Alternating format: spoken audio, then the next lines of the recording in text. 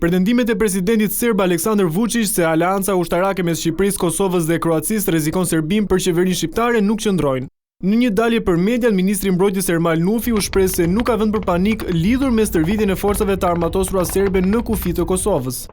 Republika e Serbisë mitigon të gjitha rreziqet që ajo pretendon si të sajat përputhje me dokumentat e veta strategjike.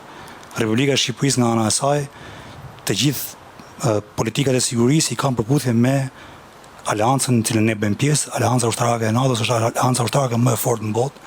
Qytetarët shqiptarë do të jenë sigurt që e gjithë doktrina jonë, e gjithë përgatitja jonë e forcave tona të armatosura është në përputhje dhe në koordinim të plotë me NATO-n dhe në këtë pikë siguria e qytetarëve shqiptarë, por edhe siguria e Republikës Kosovës, për sa kohë atje kemi një forcë mandatuar që është KFOR-i.